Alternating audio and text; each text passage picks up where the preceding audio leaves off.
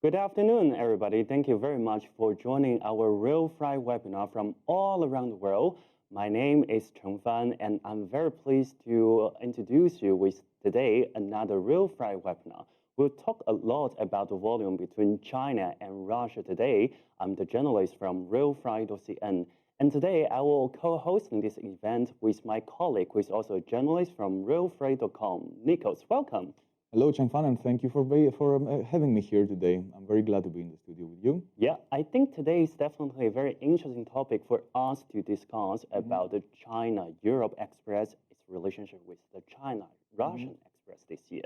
So maybe from your side, tell us a bit about what is the biggest change you have seen today in the China-Europe Express? Well, I think that the title of today's webinar says it all. The reconfiguration of the Eurasian supply chain after the war in Ukraine and the sanctions imposed on Russia has left everyone in awe. Like, companies and the industry have been discussing for months already what is going on, how is the corridor reshaping. And I think today is a very valuable input in the whole discussion, because we will try to address how volumes between Russia and China are growing, and what does it mean for the traditional quote-unquote traffic between China and Europe. So I think it's a very interesting point anyway. Definitely. I think not only from your side it's very interesting to discuss, and also from our guest side. So now it's time to introduce our guest today, who will join our discussion as well. The first one is the founder of the LLC Chance Logistics, Ling Zhu, whose company is actually based in Russia, but today she's joining from China. Welcome, Ling. To meet you. Yeah, great to hear from you, and also thank you very much for joining. I know currently in China it's around 9 o'clock, so thank you for your company. And there's another one, which is our dear guest from Mongolia, and he's the CEO of Mon Logistics. His name is Teleget Ba. So welcome, Teleget. Hello, good evening to everyone. Nice to meet you all. Good evening. And I think also our guests from all around the world will be very curious to hear for the following guest, who is the Gan Yizhang, the political and economic analyst from Geodis. But unfortunately, she cannot be present today, but don't worry, we have pre-recorded the video to share with all of you in the following session. And so I think... Just a remark from my side, Chengfan, if you allow me. So we have the webinar on Webinar Geek, and we have the public chat available for our online audience. So make sure, please, everybody, that if you have any questions, drop them in the chat, and we will address them to our guests today so that you get your answers. Thank you, Nikos, for doing such a great help. And I think now we are probably going to directly jump into the discussion for today. And one of the very interesting topic or the trends we've seen in the past is the change of the market or change of the product in the rail from the China to the West. So maybe, Nikos, what do you think is what kind of change that you have seen in case of market or the product? In case of markets, I think everybody has been discussing about exploring new markets. So when we talk about Eurasian transport, it's not only about China, Germany anymore, but we include new markets like maybe Vietnam, even Thailand, many Southeastern Asian countries, but also from the Chinese side, the exploration of new markets like Russia. What does the Russian market mean for China? How important is it becoming? And when it comes to products, I think for me a highlight would be something like the new energy vehicles, were like being transported by rail nowadays, both towards Europe, but towards Russia too. And e-commerce, I think it's booming, but maybe we should let our guests, experts, to discuss about it a bit more in depth. Definitely. I think all of those topics we will discuss extensively today, but maybe you also noticed we have changed our slides into one of the news we have published in the middle of the March this year. China and Russia capital connected on New Silk Road for the first time. And this is actually a new China-Europe Express line, but between Beijing and Moscow. And I think this is also a definitely very interesting sign about the shifting of the volume this year. Of course, and I mean, just by seeing Beijing and Moscow connected by rail, you can understand that the two countries are connecting their two economic centers. So this means a lot for trade throughput between them, and about products that are going to find their way by rail between the two countries. Of course, but now I think it's time to invite Gan Yi to tell us a bit about his expertise. What is the change of the market and product this year for China-Europe Express? So let's have a look. Thank you very much for Gan Yi to join us, and I want to introduce you all Gan Yi as the political and economic strategist from the Geodis. Welcome. Thank you, Chen Fan, and thank you, RailFreight, for inviting me. I'm really looking forward to the discussion today. Certainly, it's a very interesting topic. My first question will be, what market you think are promising in this year's China-Europe RailFreight, and why? So yeah, thank you, Chen Fan, for the question. This is certainly not easy to answer, as we know that the RailFreight market is still going through a lot of changes. In terms of the geopolitical challenges and also the global economic upheavals, and especially if we think about, for instance, last year, especially taking into consideration that the ocean freight rate has decreased now to pre-pandemic level, along with the increase of the ocean freight shipping efficiency.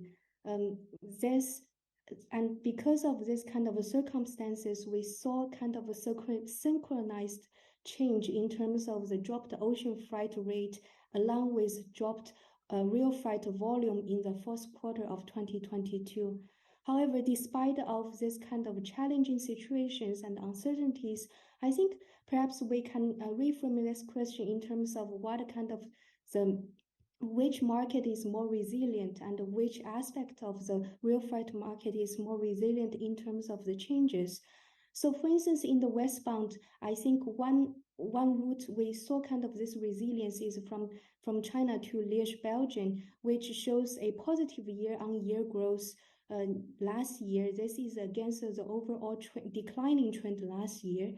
So and this shows definitely the resilience of the cross-border e-commerce, and especially if we take into consideration that cross-border e-commerce is continuing a field that are receiving a lot of policy endorsement and policy support from China. And also we saw, if we closely look at the market, we also see continuing major market players investing in this market to build new facilities and new services. This also together shows kind of the confidence in terms of the prospects of this market. So in the eastbound, perhaps we can think about to situate this question in the kind of the recent change of China's adjustment of the COVID policy. So following the relaxation of the COVID policy, the Chinese government, as we know, that now is primarily focusing on stimulating the domestic demand, and especially mainly the consumption to restore the economy. And this means that the consumer products and the consumer demand could be this can be a piece of good news for country exporting to China, and perhaps this can be translated into a positive volume in the eastbound, and specifically. So, for instance, yesterday, Chinese Statistics Bureau has published the first 2 months' retail statistics, and it shows that the service sectors, especially food service, has a sharper rebound, around 9% in comparison to the retail consumer products consumption, which is around 2.9%. So together, combining those informations together, so maybe we can see some of the positive demands in the food sector, consumer products, which maybe also be a good news for the eastbound volume. So yes, that would be my understanding. Thank you. Much Gan Yi to share from her insight in the China-Europe express market. And we need to mention that some of the data may be updated because we have pre-recorded this video. And I'm very interested to hear maybe Nico's, what kind of product that you think you have mentioned before, the new energy vehicle, do you think that will apply to the Russian market as well? Definitely. I mean, considering just the sanctions imposed on the Russian economy and many large companies, automotive companies, also withdrawing from the Russian market, I think the need for Russia to import vehicles, whether they are traditional like diesel or new energy vehicles, like in the case with China, is growing. So respectively, it's normal to see like a surge in the demand for transporting new energy vehicles from China to Russia, and specifically via rail, since the Chinese government allowed it quite recently and opened up the space for more. Definitely, definitely.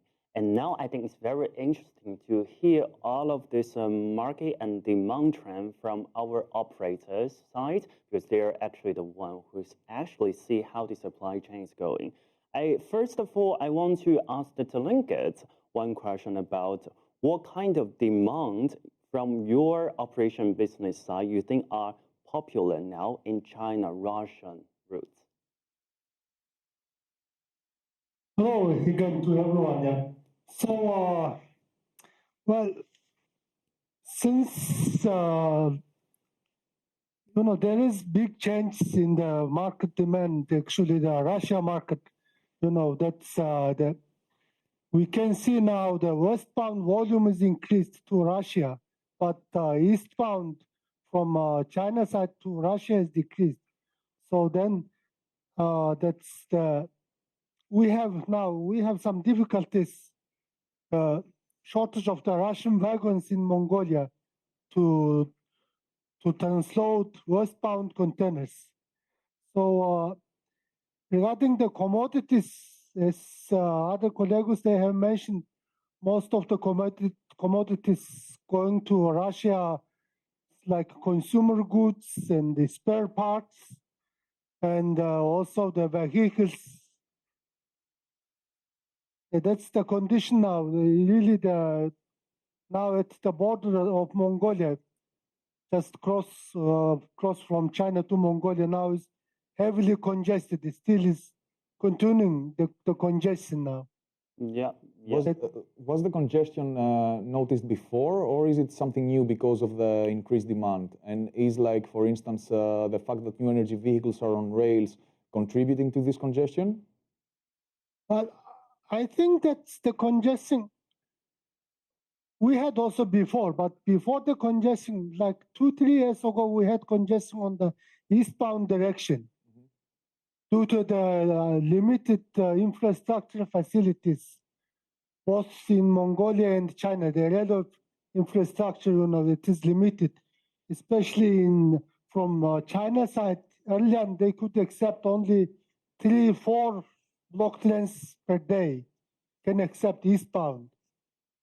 But now, since the end of last year, the eastbound volume from Russia side to China has decreased, through Mongolia especially. So that's why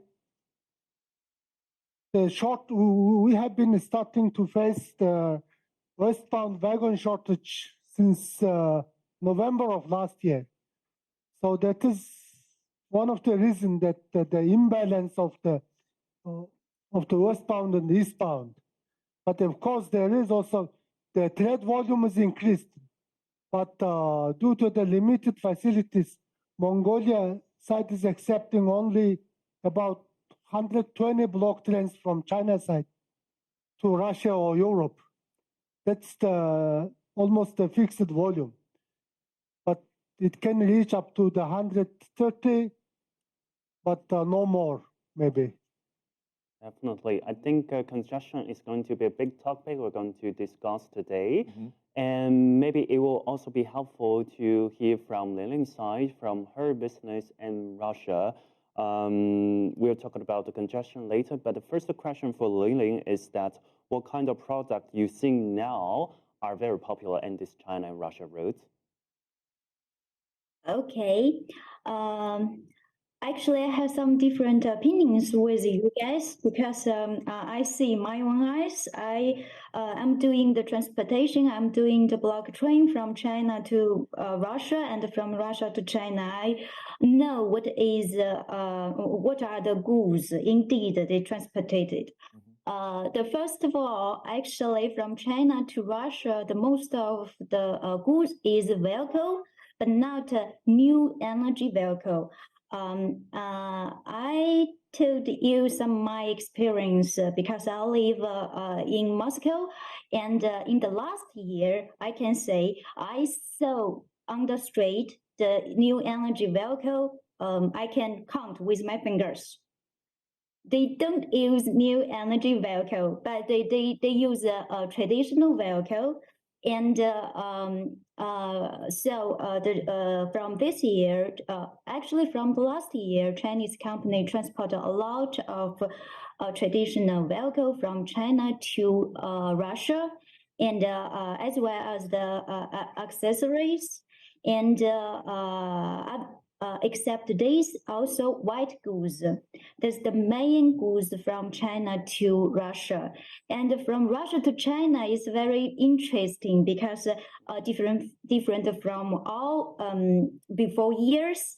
From the last year, from Russia to China, they transport even chemical fertilizer, even coal, even wood products. It is the traditional. They always transport the wood products, but the coal is very incredibly because coal we also use the sea transportation. But from the last year, they even use the block train to transport the coal. Can you imagine? Mm-hmm. So actually, from Russia to China, mainly the bulk commodities. So the volume sold, we can say the volume from Russia to China is more to be guaranteed if we compare the volume from China to Russia. So like that. So for the preparation of our discussion, I also saw the statistic at the last time, and I found that some upside fact that today, up to today, in this year, the train, the China-Europe train is only 20% of total volume. You mean compared to last year? It's sorry? You mean compared to last year? Yeah, no. In this up to now. Okay. Yeah, the China-Europe train is only 20% of the total volume. Okay. It's a little upset. And how was it with the China-Russian volume now? Do you also know what is the percentage, or you feel? Russian, I didn't get the whole statistic, but I get the data from the Manzhouli between China and Russia. Up to now, in this year, they already launched 1,020 trains between Russia and China. Is only from Manzhouli. So this means that the main route used between China and Russia is through Mongolia, right? No, Mongolia, Manzhouli. Okay. No, I think Manchuria. Manchuria. Border Yeah, pass. Manchuria. Okay. Yeah. Sorry, It's my the mistake. border between China and Russia. Yeah. It's in the Far East, Upper Far East, right? Yeah, Okay. Far East, yes. So It's the most volume between China and Russia. Mm-hmm. But we also do the train from Russia, from China to Russia, via Kazakhstan, via Mongolia. But Alright. actually, they have little they less. The volume is less than from the Manzhouli. Mm-hmm. I think Lilin actually provide us lots of information that actually surprised us as well. A lot of information that we didn't really get from because we live in Europe. Exactly. And I think before we move to the next section, there's still a very interesting question of a European audience interested as well about the sanction, both for the Lilin and for the Telangant. Maybe I start with Lilin again. So has this sanction also affected with your business as well? If so, how? Of course. All the today volume, which we get China between China and Russia, actually the increase is all depends on the sanction, the how to say, the result of the function, the sanction, because only from the last year we can transport more and more vehicle from China to Russia, and before the vehicle usually was only from Europe to Russia, but so it is a little big change between our market. Yeah. And what about some of the products that are being sanctioned? Do you have experience of transporting the sanctioned goods?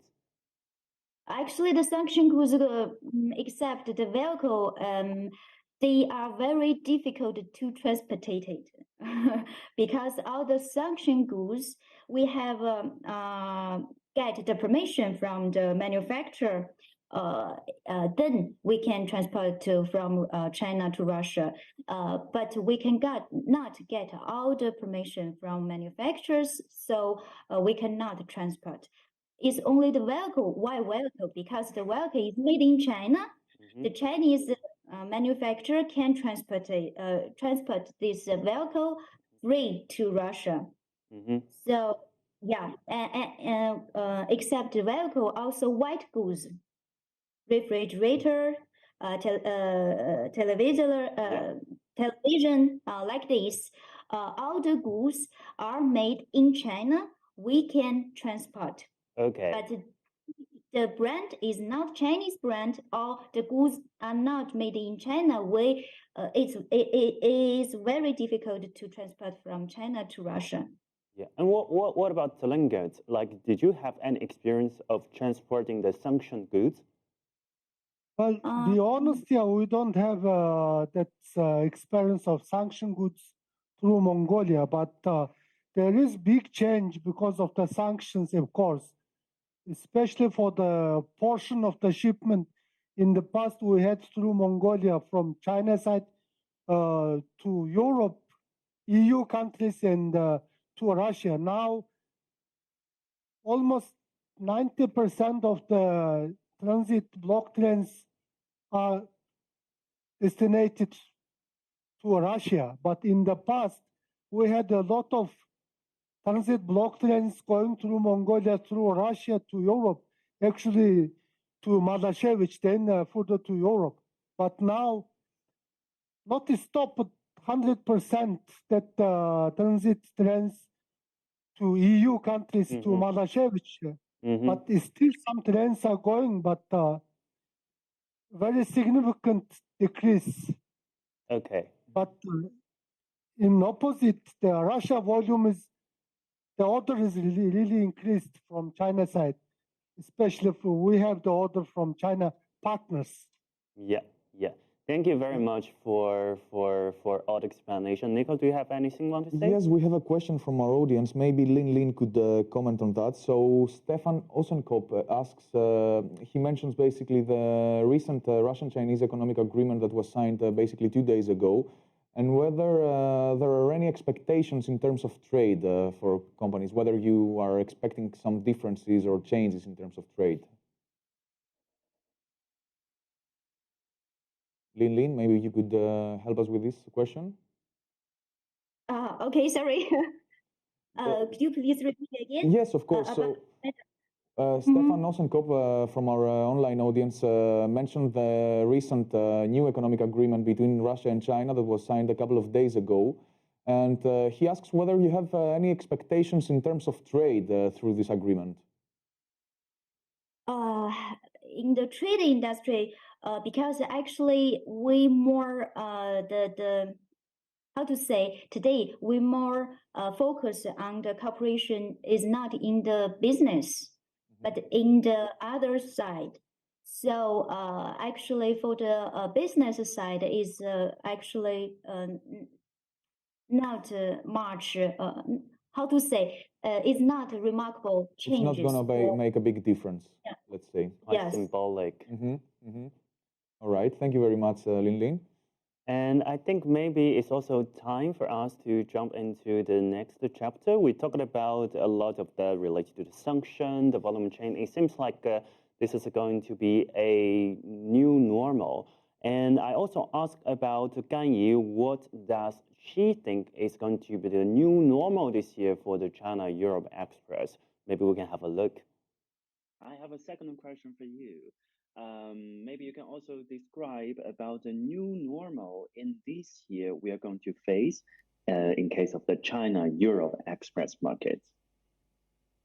Yeah, so I guess the uncertainty will be the certainty here. Definitely, so we will still continue facing the challenges, the demand, the economic challenges, and the geopolitical uncertainties will still be there, and this is something we have to be mindful with. And another key aspect, I think, is that we have to be aware that the ocean freight rate has dropped to pre-pandemic level, and also the shipping efficiency. According to some of the latest data that I saw from the market, that is now ocean freight shipping efficiency has improved to around late 2020. So this together, and as we know that RailFreight is very sensitive to the changes in the ocean freight market. So this will definitely be something that we have to be keeping in mind with. And in the meantime, of course, for the eastbound, then we need to think about how the, not just eastbound, but in general, how the China's change of the COVID policy may bring a change in the global economy and then transformed into the real freight market here. Yeah. Thank you very much. Okay, thank you. Thank you very much. The speech from Gan Yi. And I think one sentence we bear in mind is the uncertainty will be the certainty this year, not only for the China-Europe volume, but also for the China-Russia volume. We see a lot of uncertainty, more from the positive side. So the first uncertainty becomes certainty is the first China-Russia rail bridge finally opened up the 8 years construction. And a lot of people also poses like because of this is also after the outbreak of the war, and we see the change of the volume. So probably this bridge also correlate to that. And we also see there are change from China's side because there now has the 6th consolidation center in China, which is open in a northern city called Shenyang, and it's currently it's the closest to the Russian border. I mean, from the consolidation center side, we also see there might be skew towards the Russian volume. And we also have another news, which we can see a new rail bridge between China and Russia in the pipeline. And this is a new rail bridge, and I think it's connecting Mohe and Amur River. And we don't have a concrete timeline about when this bridge will be completed. But I think this also from the policy-wise spreads a lot of the signals that we need to pay attention to. And last but not least, we also see from the policy-wise, there seems to be going to construct 4 new border crossing, and those new 4 new border crossing are marked as the black one, and you can see they will connect from the Heishantou, Mohe, Heihe, and as well as Hulin. So we actually see there seems like to be going to be a lot of new construction and new changes. If I may interrupt you, and because you are also a specialist on this topic, did you see, like, we're talking about new infrastructure, we're talking about new border crossings and new logistics centers and big consolidation centers, which also bring other economies closer to the Russian economy and to Europe as well, especially the latest in Shenyang. Do you see this trend developing after the sanctions and the geopolitical situation as it is now? Because the railway bridge that completed was already 8 years in the making. But what about these new border crossings? I think these new border crossings is definitely affected much by the current geopolitical situation as well. And especially if we're talking about the Tongjiang Bridge, which has actually the Chinese part has been completed not too far once it started construction, but it's always the Russian part is delayed with construction. But since the geopolitical situation has changed, naming the Ukraine war, I think the construction speed just like all in a sudden speed up. And this new 4 border crossing terminal, I think, will highly correlate with what we're talking now about the geopolitical situation, and namely to trying to ease the volume, for example, in the Manzhouli terminal or the Arlian terminal that we talked quite often lately. Let's see what our experts have to say, though. Yeah, and I actually have a very interesting question for both of the audience. Maybe we go back to our slides to the first China-Russian rail bridge. I wonder, any of you two have experience of using this bridge or cross this bridge in your business? Maybe starting from the Lillian side. Me? Yeah. Okay. No, actually, how to say? As I know, this bridge is not for block train, and is mainly for the traditional trading from between China and Russia. The mainly goods is bulk commodity, and they also use barge to transport the bulk commodity. But so I think it's not for block train. Also, they can run block train, but it's the not main volume block train from this border, I guess. Yeah. Thank you. Telecom, did you have experience of using this new bridge? No, to be honest, yeah, it's far away. So, no, yeah. Yeah, that's understandable. It's a little bit far away from the Mongolia. So maybe we also jump into the next slide about this new consolidation hub. It's pretty fresh. They have the first China, Europe, but the destination is Moscow route in the beginning of this month. Maybe I think it will be helpful to hear from Lillian's side. We'll be considering of using this hub in the future. Yeah, Ami? It's for me, the question? Yes, Lillian, it's you. Yeah, I will use this hub because the hub is located in the very well place. The area is for business is good to development the business because there are many manufacturers and there are many businessmen. They have a lot of business relationship between China and Russia. So we will use it. Also, although the capacity is not very big, but in the future, I think after 2 months, they will open another station to help to run China-Russia train. So we can expect it. So maybe Lillian, you can also explain about the compensation. What is the difference between different terminals from your business, volume from Russia? About different terminals? Yeah. You mean, consolidation center specifically.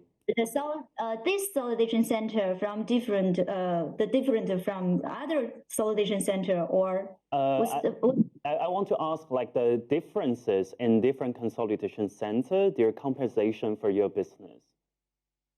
Okay. Yeah. Because our business in around of the China, you know, China is big country, and in different area we should choose the good different consolidation center for the facilitable to collect our goods and to organize the train to from China to Russia, to Europe, and anywhere else.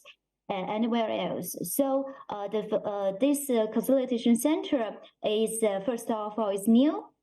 We always prefer to new consolidation center because the facility is how to say upgraded, and the people are working here give a lot of support to me, to and our guests, clients to develop their logistic capacity and possibility. So we prefer to cooperate with new consolidation center, like like Shenyang or another area in China.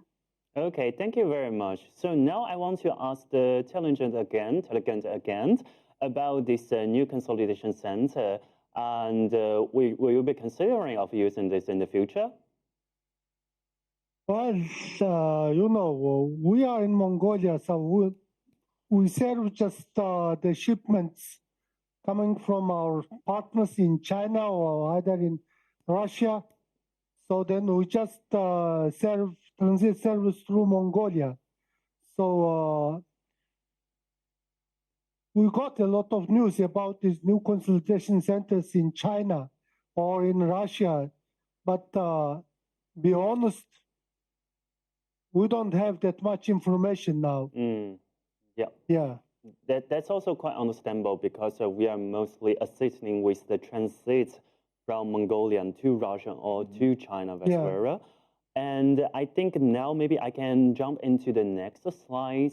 This is the new terminals, new border crossings, let's say. And there's going to be 4. So if we accumulate it with the current one that we have, there's another one not in the map. So there will be 8 in total in the future, which is quite a lot. Yeah, right. But again, the 4 new ones still in the planning and it's still somewhere in the blueprint. I want to ask from Lilian's side, how confident or do you think how feasible is this project to construct this 4 new terminals? Do you think they will become real in anytime soon?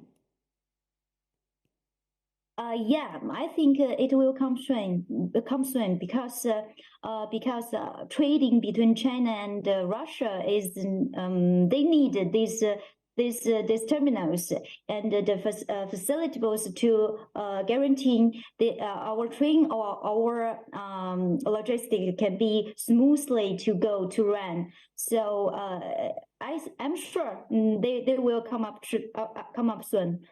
It's also very important for us to hear about the confidence, maybe specifically from the Russian forwarder side. And now I have a questions mostly regarding the route. So maybe it will be helpful for Lilian to explain a bit. What is the route that you like to use most in the China-Russian volume nowadays? Actually, we mainly do block train. So in these borders, we also use Manzhouli, and another one like Suifenhe is the most mainly we use for organizing block train. Others actually, indeed, they are for bulk commodity. They are not usually run the block train.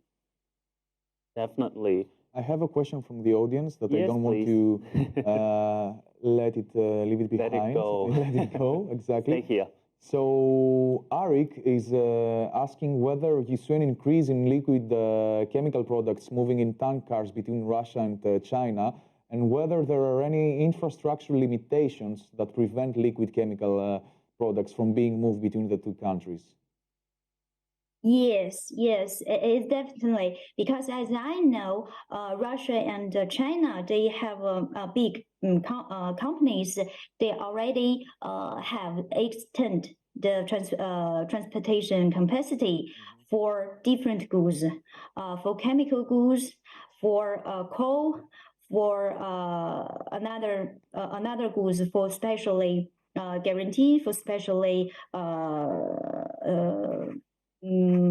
how to say for specially need. They already had extends the capacity. Actually, you can say what about why I'm saying about the Manzhouli, because in the last year in China side we do a lot of building and we get the Manzhouli already double the capacity.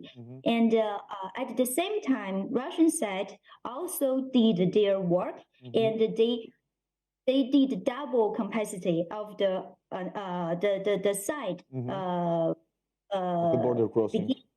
Side against Manzhouli. Actually, is Zabaykarsk. they are also did a lot of buildings there, and they can guarantee actually the smoothly logistic volume. Right. Thank you. It's a great question. But I also have one further question for Ling, and also relates to the product. And previously we mentioned about chemicals, which is very important, and also the battery is a very interesting topic. How's the transporting of battery looks like now from China to Russia?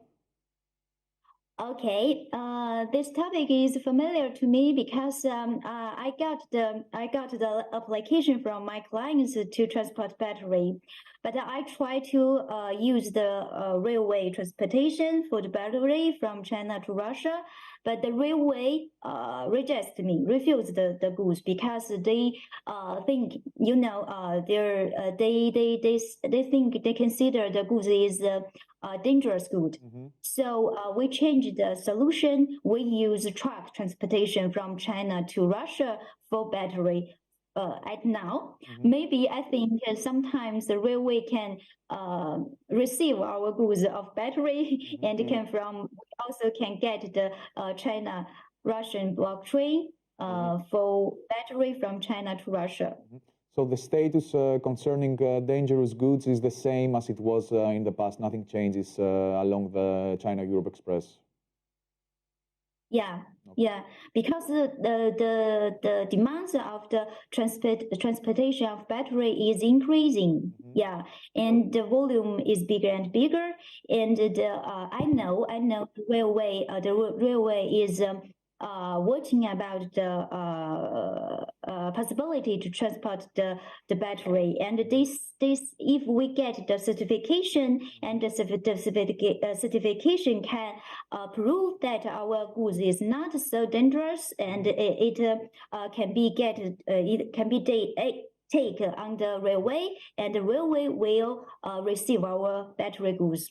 Okay, great. Definitely, we'll also watch closely with the change of policy regarding the battery. I mean, yes, it's very important. There has been a discourse for years already about dangerous goods on rails between China and Europe, so I guess there are many developments still expected from the Chinese policy. Yeah, is there also a question from the audience side? Not yet. There is much interaction in the comment section, but so far we also see like a discussion between the attendees, which is very interesting. Yeah. So maybe also still question about the battery, but maybe interesting from Telegram's side. Did you have experience of transporting the battery to Russia or from Russia to China? No, we had no such experience for transit shipment, but of course we had in the past experience importing from China to Mongolia. But then of course we had difficulties, as Ms. Lining mentioned. Yeah, it was difficult to get through railway, especially to get permission from China side, because China is very strict for railway shipment for dangerous goods. But now, as I heard, if they are changing the policies, then it's good news for us also. Yeah. Good to know. But also, just before to start, just by the end of the year, we had some notebook computer shipment in transit, but it was by trucking. Okay. From China through Mongolia to Russia. Okay. Yeah. I think they sort of like confirm what Lili has told us before as well. And now we're going to shape in our focus into the name of 3 different cities, not a city on this map, but one city is called Moscow, another city is called Vladivostok, and also another Russian city called Kaliningrad. So I want to ask Ling about what do you think now is the role of Moscow? Because a lot of China-Russia experts, they are actually directly heading to the Moscow, but we know Russia is like the biggest country in the world. Is the Moscow become now a consolidation center for Russia? I won't say Moscow could be the consolidation center, because Moscow is the destination. And when we say about this contribution center, we say about the how to say we say get volume and put volume. Because we have to have a train to Moscow and from Moscow, but unfortunately we don't have train from Moscow to anywhere. So it is very difficult. If you say Vladivostok, I can say the Moscow is about the hub. If we say about the hub, and in my opinion, Moscow cannot compare with the Vladivostok and as a hub. But another city I think it can be the hub. Replace Moscow is the St. Petersburg. Oh, St. Petersburg. Okay. Yeah. Because they have sea, they have train, and they have truck in St. Petersburg. So we can do our hub in there, and it is very easier to organize the eastbound train from St. Petersburg than Moscow. So from what you said, nowadays there's actually not that much train from Moscow to other part of the Russia. Is that correct? Okay. Yeah, definitely. Yeah. And Lin, if I may ask about St. Petersburg, is it also a hub for further transport towards Western Europe through the Baltics, or just for Kaliningrad? Leningrad? No, I mean St. Petersburg. Is it a hub also for cargo forwarding towards Western Europe, like German ports, Polish ports, Scandinavia, or is it only about Kaliningrad? How to say? Because it is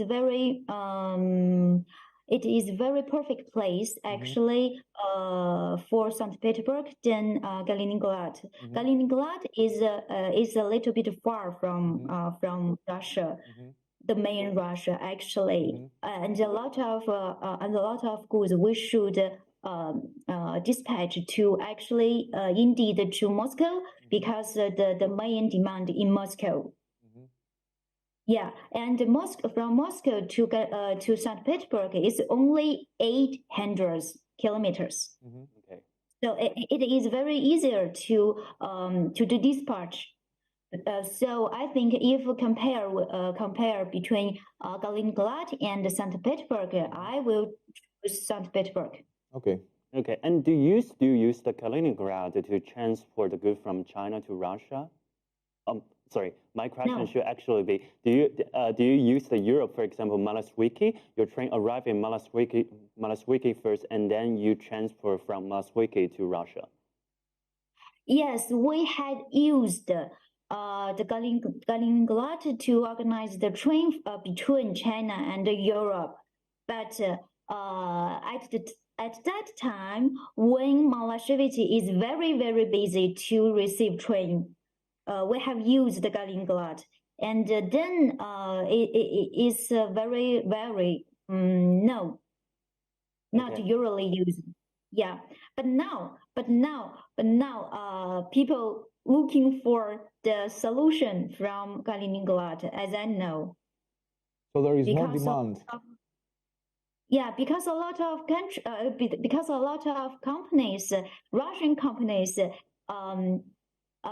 before they did the train from between China and Europe, the big Russian company, they cannot do at that time, and they already want to do the train, so they are searching solution via Kaliningrad. All right, very interesting. I think we are a bit running out of time, but maybe still one very interesting question about the congestion. Maybe the Telegate can also describe about how does the construction this year looks like from Mongolian side.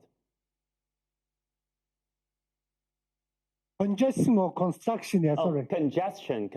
Maybe some of the audience is like joining our conversation a bit late. Maybe you can repeat again. Yeah, that is one of the topics for our shipments to move on time. But as I have mentioned before like a year ago, or maybe 2 years ago, we had congestion on the other side, opposite, on the eastbound, that during that time through Mongolia, well, because a lot of eastbound shipment, mostly timber shipment from Russia, from Siberian areas to China is going through Mongolia, and of course it's going also through Manchuria, but then Mongolia was very congested on the eastbound side. But now opposite, westbound. Yeah, westbound side is congested. Actually, that congestion started from since the end of the last year. Well, we got the information that due to the COVID restrictions and production slowdown in China side, the timber price in China is declined or decreased. So that's why the Russian shippers, maybe they're holding the goods to be sent to China. So that's why less eastbound shipments from Siberian areas, especially to China through Mongolia. Okay. I don't know through Manchuria how is the condition, but now it still is continuing. But now it looks like a little bit picking up the eastbound condition. Okay. Yeah, because in the past we used to have like 25 up to 30 eastbound block trains along Mongolia to China side, like between north and the south border of Mongolia. But today, for example, we have about 10 trains, but then China side, they can accept at least 4 trains per day. So, but during that, the worst time maybe in the beginning of the year or in January or February, we had only few trains through Mongolia maybe, like maybe 6, 7 or 5 trains along Mongolia to China side. That means like eastbound we got maybe only 2 or 1 train per night. We used to have such condition just a month ago, but now condition is a little bit better. But it's still now we have the shortage of westbound transshipment wagons now in Mongolia side. Okay, I think we'll definitely also keep an eye with this issue and also with the wagon shortage we'll discuss we'll discuss in our website. But now I think we need to go to the final topic, which is also the topic today. Will China-Russia Express replace China-Europe Express volume? I think it will be very interesting to hear from Gan Yi's perspective first. Maybe let's have a look. As we all know that you are experts in the Europe trade markets, but we are also very interested in the Russian market this year. So there comes with my third question. With the increasing of the China-Russian volume, do you think that these China-Russian routes will replace the volume between China and Europe?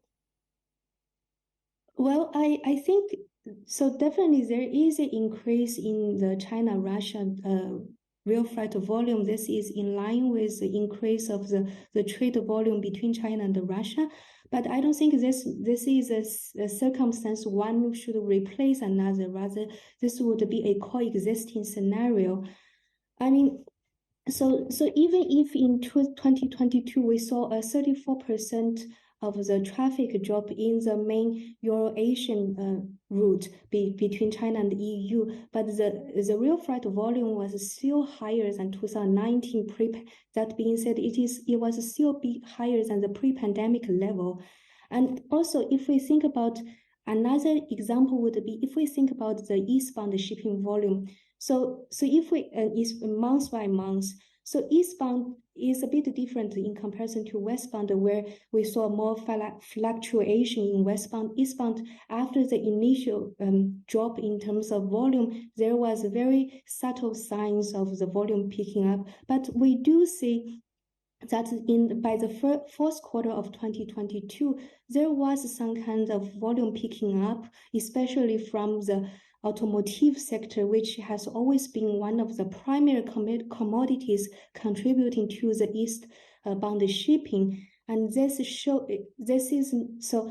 kind of resumption shows that perhaps some of the shippers are also moving back to the rail freight, using to ship the automotive, both the car parts and imported vehicles to China. So yeah, and of course, so this is for the eastbound, and for the westbound, of course, we need to take into consideration of the long-awaited policy endorsement to ship new energy vehicles via the China-EU rail freight, via the rail freight. And so definitely this is a very strategic strategic product. China aims to be more competitive and to compete in the global market, and the EU is one of the strategic market Chinese electric vehicle companies are targeting to. So, for instance, various market research also shows that the Chinese share in the market of the electrical vehicles will be increasing in the upcoming years. But of course, this kind of export will be supported by transport means. However, as we know, there is a very tight roll-on, roll-off ocean freight shipping capacity there. That being said, rail freight can be a good complementary solution to support this kind of export.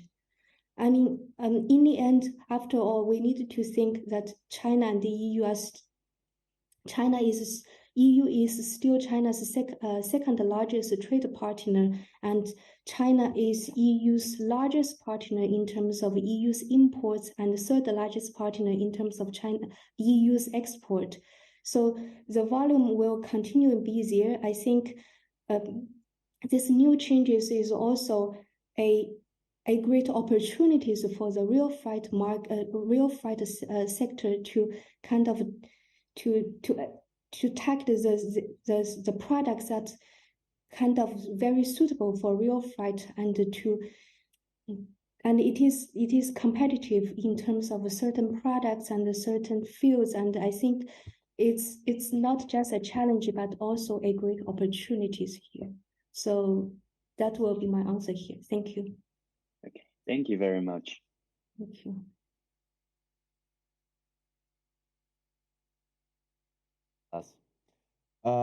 Yeah. First of all, I want to mention something which is related to the question that you asked to Gani. There is some discussion taking place on our online chat, and Xavier, for instance, says that the population in Russia is high-level revenue and middle class are mainly located in the big cities to the west of Russia, for instance, Moscow. And that's why maybe we see so many traffic towards Moscow in the end. And he says that in the end, we're talking about a 20 or 30 million population. So it might not be such a big market in order to, absorb the volumes of the China-Europe Express as it was in the past. But maybe we can ask this question to our guests as a closing remark. Yeah, definitely. I think maybe first from Lin. Do you think this year the China-Russian volume will be high enough to replace the China-Europe volume? Hard question. Honestly, I think yes, it does. I explain why. Because the China-Europe train today is nothing to do what it once was. Why? Because at first, the European market demand does not go up. The volume market demand, the volume really cut down, and it's very difficult to go up. Actually, the first about the market demands. The secondly, I can say because the yes, the first lady, she said very good, but they said from the macro view, As a micro view, I can say it's very difficult to recover because the transportation fee of China Europe or China Russian block train is higher than sea transportation. It's very higher than sea transportation at now. Why we can do Russia? Because Russia no regularly sea transportation is only from Far East, Vladivostok. But if we consider about from China to St. Petersburg, which the main population live in Russia, there is no service of sea transportation, regular transportation. So the Russia clients, the Chinese clients under this road, they can receive the high price of block train transportation.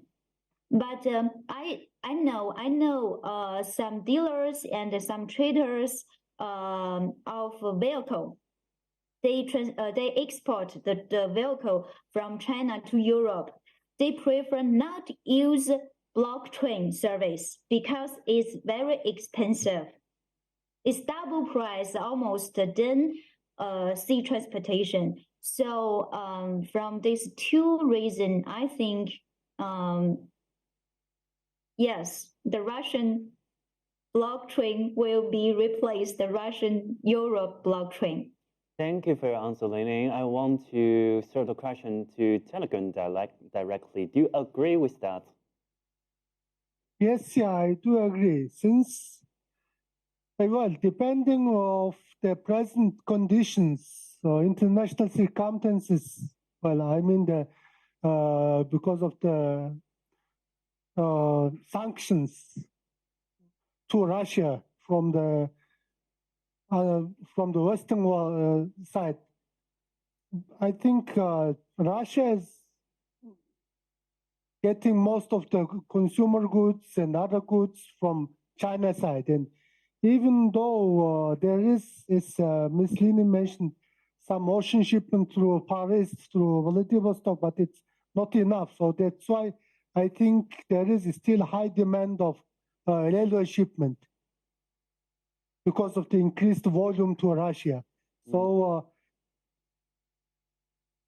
according to the statistics of, I have seen some of the last year statistics, international statistics, the trade volume between China and Russia has been increased about 32% compared to the previous year in 2022. Is it right? So that means maybe that will increase maybe a little bit more maybe this year. Okay, thank you very much for all of our guests, Lingling and Intelligent, your insights for the China-Russian market. Even though the RailFreight is quite a niche market and the global supply chain, but I think it's a very indicator of the geopolitical situation now. And I think it's always very good for the professional working in the field to communicate and understand the insight. I think Nico has some more information about this communication chance for us. That was a very nice pass to me, Cheng Fan. It was like an assist to score a goal. Thank you very much. Yes, you mentioned communication, getting together, networking, and sharing information. And that is where our first event for this year comes into play. So in less than a month from now, on the 19th and 20th of April, we're hosting the RailFreight Summit Poland in Warsaw. Exactly. In the capital of Poland, one of the most important countries when it comes to intermodal transport in Europe, but also a very important country when it comes to the Silk Road, because everybody knows that Malasevice is positioned in Poland, and it's the main entry point for Eurasian traffic coming to and from Europe. Definitely. China-Europe Express, the new Silk Road will be highlighted during the event program, but we have a very special feature for this year. Very special. Because we're taking our guests to Malasevice. So we are going to have a tour at the Malasevice area, at the terminal area, so that everybody knows what are we talking about when we talk about Malasevice? And really see the terminal, exactly. see the crane. It's very important. So In less than a month, as I mentioned, on the 19th and 20th of April, we kick off in Warsaw, then we go to Malasevice, so make sure that everybody registers and secures a position, because this is going to be another record-breaking edition. I definitely believe in so, yeah. Okay, so because of the time limits, we really have to finish our webinar today. I enjoy a lot for today's webinar, and also sincerely thank you for everybody who watched this webinar, regardless of where you are. I hope you can always find some fresh insights regarding on our newsletter, on our news website, and I hope I can see you in the near future. Yeah, thank you.